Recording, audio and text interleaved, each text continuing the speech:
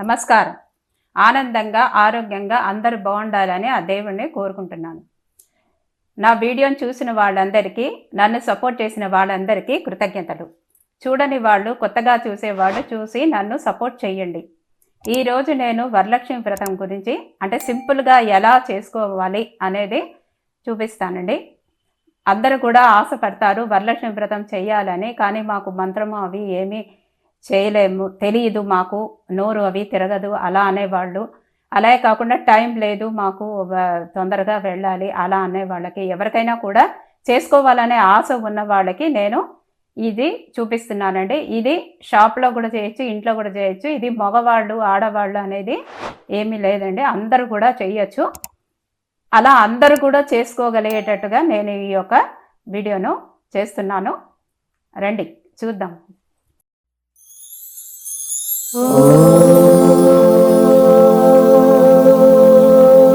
Uploads భక్తి ఛానల్కి స్వాగతం. ముందు వరలక్ష్మి వ్రతం చేయడానికి శుభ్రమైన బట్టలు ఒకటి టేబుల్లో పెట్టుకున్నా సరే, కూర్చొని చేయాలి పూజ కాబట్టి మనం కూర్చోడానికి అనువుగా ఉండేటట్టు ఒక టేబుల్ కానీ స్టూల్ కానీ ఏదైనా పెట్టుకొని ఒక పరిశుభ్రమైన ఒక బట్ట దానిపైన పరిచి, దానిపైన ఒక బ్లౌజ్ పీస్ ఉన్నా సరేలేండి, లేకపోతే మన దగ్గర ఏది ఉన్నా పర్వాలేదు, దాన్ని పైన వేసుకొని, మన దగ్గర విగ్రహం లేకపోయినా పర్వాలేదు, ఫోటో ఉంటే లక్ష్మీ ఫోటో, అమ్మవారి యొక్క ఫోటో పెట్టుకోవడము. లక్ష్మీ అమ్మవారి చేసినప్పుడు అయ్యవారికి కూడా చేయాలి కాబట్టి నేను వెంకటేశ్వర స్వామి లక్ష్మి కలిసిన ఒక ఫోటో రెండు పెట్టుకున్నానండి. ముందు ఇవి దీపము వెలిగించి ఇక్కడ పెట్టుకున్నాను. ఇది పంచపాత్ర అంటారు, దీన్ని మనము నీళ్ళు పోసి ఇది కూడా పెట్టుకుంటున్నాను ఇక్కడ. ముందు మనం ఏం చేయాలంటే వినాయకుడికి ముందు మనము పసుపుతో వినాయకుడిని చెయ్యాలి. నేను వినాయకుడిని చేస్తున్నాను.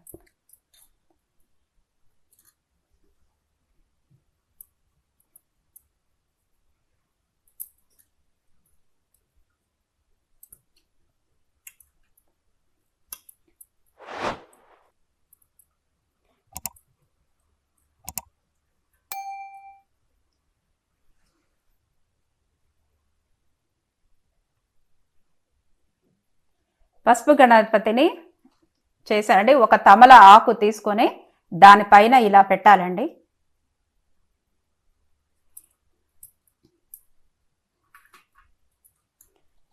పెట్టి కుంకుమ బొట్టు పెట్టాలండి.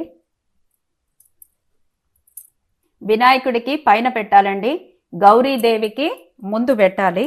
అదే గౌరీదేవికిను వినాయకుడికి వ్యత్యాసము.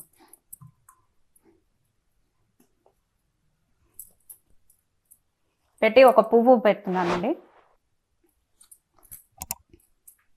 పెట్టేసి మనము దీపం దర్శయామి అని చెప్పి దీపం చూపించి, ఇప్పుడు దీపం దర్శయామి అని దీపాన్ని ఇలా చూపించానండి. దీపం దర్శయామని ఈ దీపం దగ్గర అక్షింతలు 2 వేయాలి. కొంచెం బియ్యము పసుపు కలుపుకొని ఆవు నేతితో కలపాలండి. ఇప్పుడు 2 అక్షింతలు ఇలా వేసుకుంటున్నాను దీపం దగ్గర. ఇప్పుడు దీపం తర్వాత ధూపము.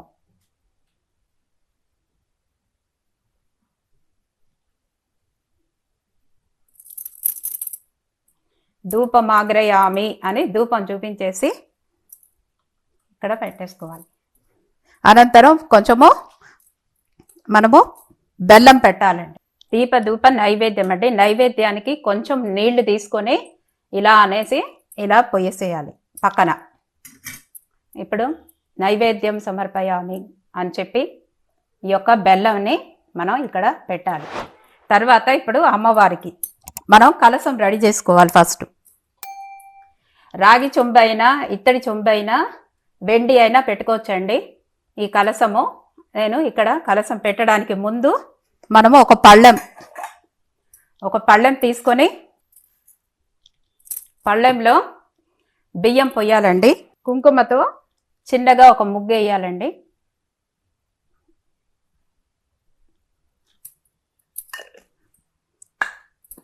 కుంకుమ పైనే పసుపుతో కూడా దానిపైన అష్టదళము మనము వేయాలి.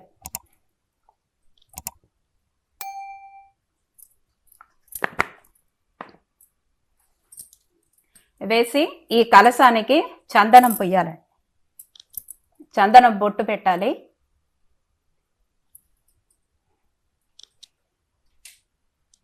ఇలా పెట్టాలండి. పెట్టి చందనం పూసి కుంకుమ పెట్టాలి. కుంకుమ బొట్టు పెట్టి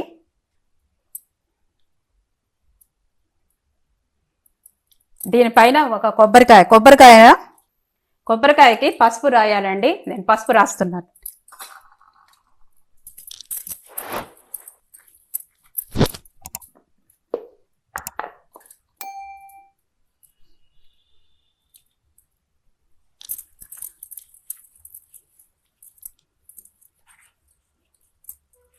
పసుపు రాసి తర్వాత కుంకుమ బొట్టు పెట్టాలి. తిలకం పెట్టచ్చు, నామం పెట్టచ్చు, మన ఇష్టం అనమాట. ఏదైనా పెట్టచ్చు. లేదు మనము మామూలుగా బొట్టు కూడా పెట్టచ్చు, మన ఇష్టం అనమాట. ఇలా పెట్టి ఈ యొక్క కలశంలో కొంచెము పసుపు కుంకుమ వేసి కాయను ఒకటి వేయాలండి. ఒక కాయను ఒకటి వేసి ఈ యొక్క కొబ్బరికాయని ఇలా పెట్టాలి. అంటే దీని మీద సమోసా షేప్లో ఉండే ఇలా టోపీలాగా ఇలా చేసుకుంటే మనకి నిలుస్తుంది. ఇలా అమ్మవారికి ఇలా పెట్టాలి. పెట్టి పువ్వులు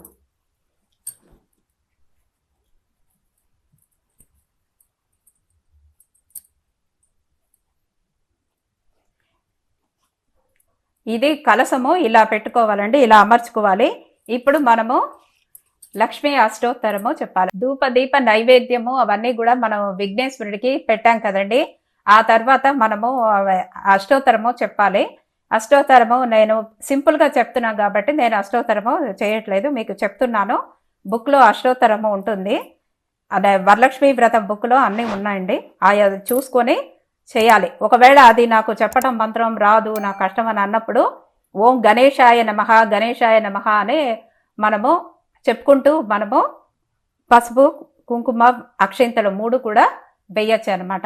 ఇది చేసిన తర్వాత విఘ్నేశ్వరుడికి ఏ విఘ్నము ఏమీ లేకుండా అన్నీ మంచిగా నాకు జరగాలి అని చెప్పేసి విఘ్నేశ్వరుడికి ప్రార్థన చేసి మనము అమ్మవారి పూజకి అన్నీ సిద్ధం చేసుకొని మనము మొదలు పెట్టాలి.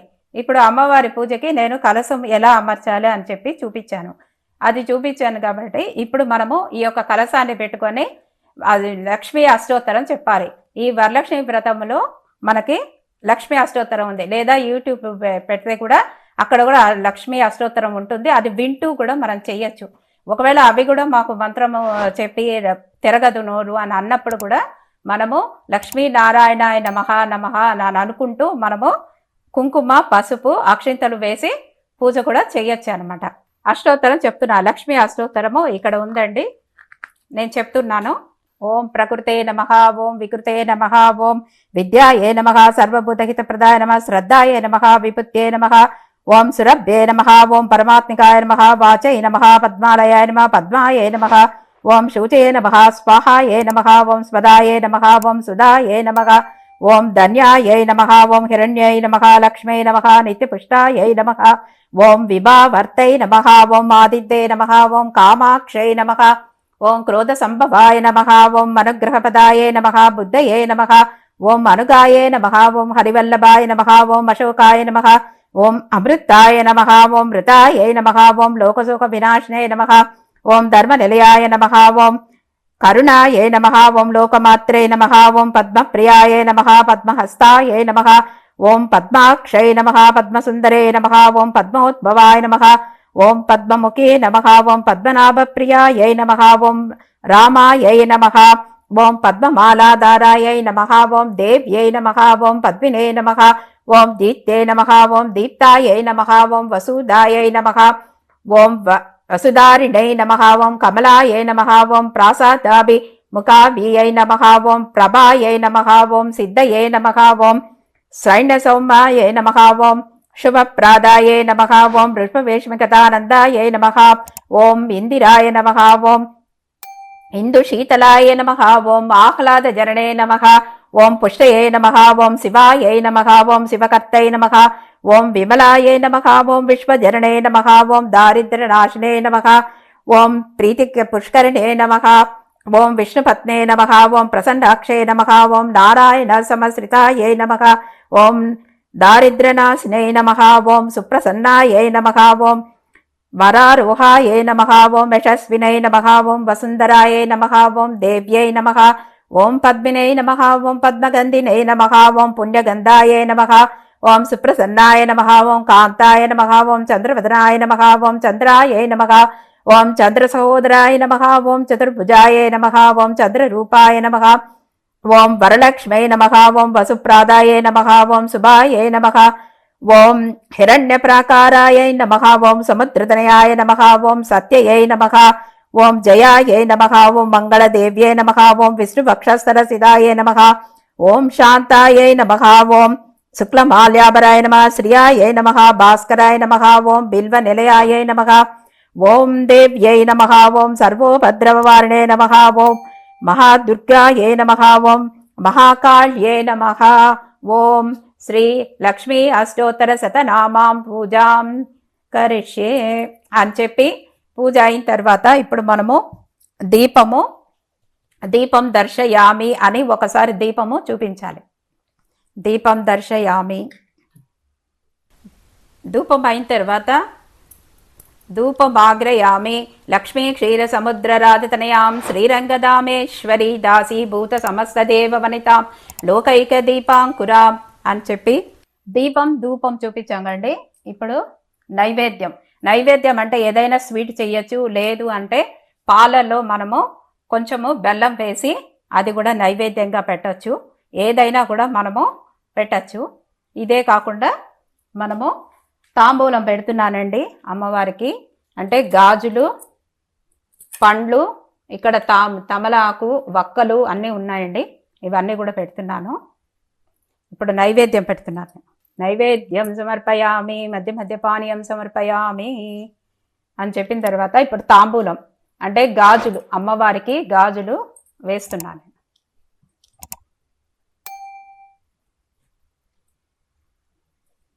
ఇప్పుడు ఇవి అయిన తర్వాత నీరాజనం అండి. కర్పూర నీరాజనం తీయాలి.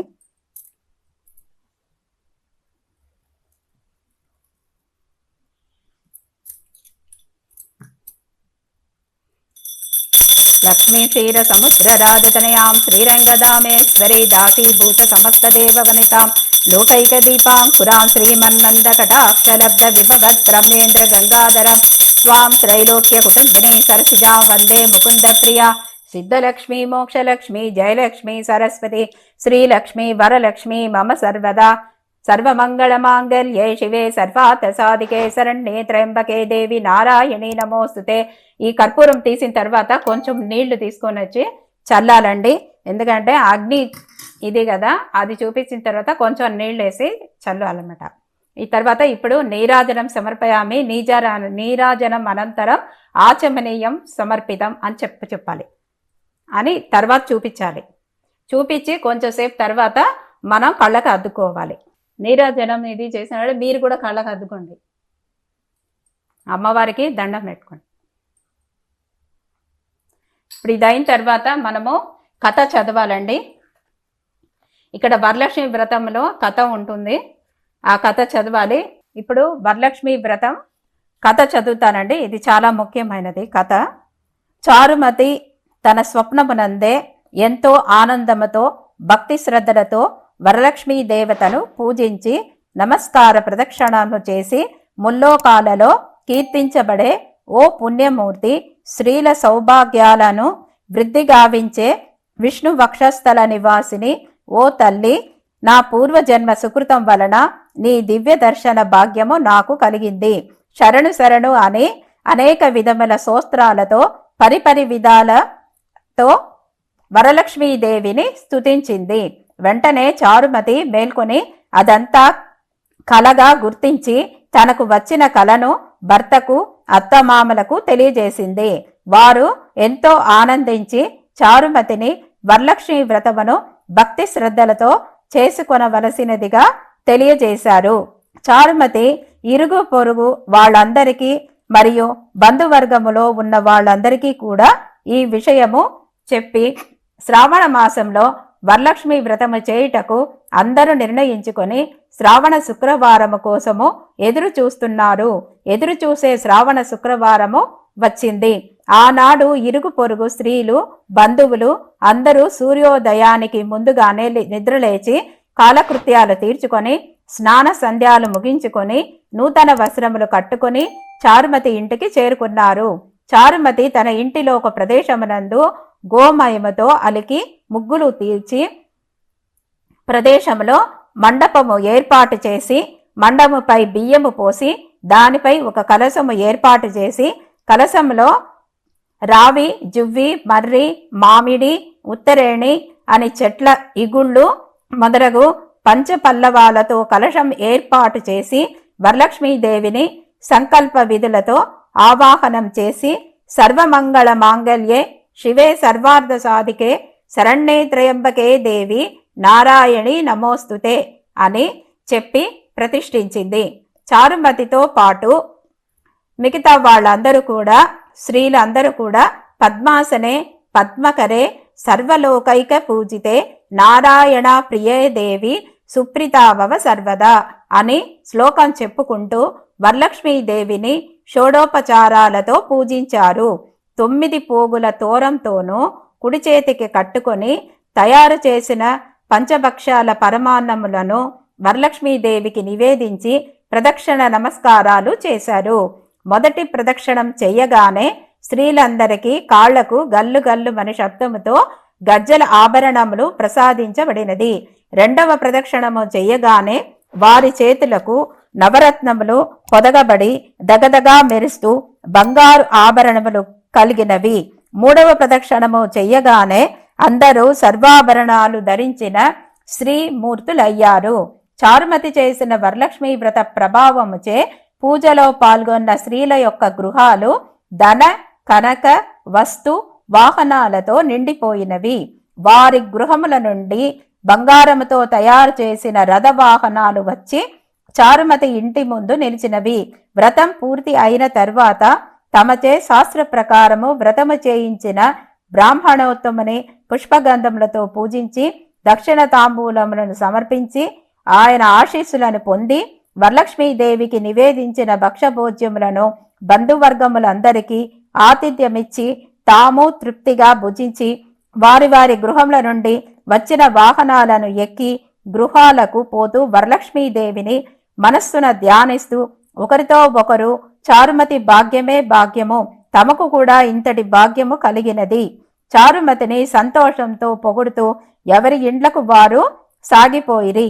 చారుమతితో సహా స్త్రీలందరూ ప్రతి సంవత్సరము వరలక్ష్మీ వ్రతము క్రమం తప్పకుండా చేసి సకల సౌభాగ్యాలతో సిరి సంపదలతో సుఖజీవనం సాగించి అనంతరం ముక్తిని పొందిరి. కావున ఓ దేవి, ఈ కథను విన్నవారికి చదివిన వారికి కూడా వరలక్ష్మీ వ్రత ప్రసాదము వలన సకల సౌభాగ్యములు కలుగును అని పరమేశ్వరుడు పార్వతీదేవితో తెలియజేశారు అని సుత మహర్షి వారందరికీ తెలియజేశాడు. వరలక్ష్మీ వ్రత కథ సమాప్తము. ఇప్పుడు కథ మన మొత్తము నేను ఇప్పుడు చదివాను కదండి, అది అయిన తర్వాత మంత్రపుష్పం. మంత్రపుష్పము అంటే చేతిలో కొంచెం అక్షింతలు పువ్వు మనము చేతిలో తీసుకోవాలి. క్షమా ప్రార్థన శ్లోకం చదువుతున్నానండి. యదాక్షర ప్రదభ్రంశం మంత్రహీనంతు యద్భవేత్ తత్పర్యం క్షమత్వం దేవి నారాయణి నమోస్తుతే అని మనము శ్లోకం చదవాలి. దానికి అర్థము తెలిసి కానీ తెలియక కానీ మనం ఏదైనా తప్పులు చేసినా, మంత్రం తప్పు చెప్పినా, చేసే విధాలో ఏమైనా తప్పు చేసినా అన్నీ కూడా క్షమించి అని అర్థం అన్నమాట. ఇప్పుడు పూజ అంతా మొత్తము కంప్లీట్ అయిపోయిందండి. ఇప్పుడు నేను అమ్మవారికి వాయనం ఇస్తున్నాను. బ్లౌజ్ పీసు, గాజులు, అరటిపండు ఇవి అన్నీ పెట్టి మనం మామూలుగా పసుపు, కుంకుమ అన్నీ పెట్టానండి. ఇందులో అన్నీ ఉన్నాయి. వాయనము అని మనము 3 సార్లు వాయనం ఇస్తున్నానమ్మా, వాయనం ఇస్తున్నానమ్మా, వాయనం ఇస్తున్నానమ్మా అని చెప్పి అక్కడ అమ్మవారి దగ్గర పెట్టాలి.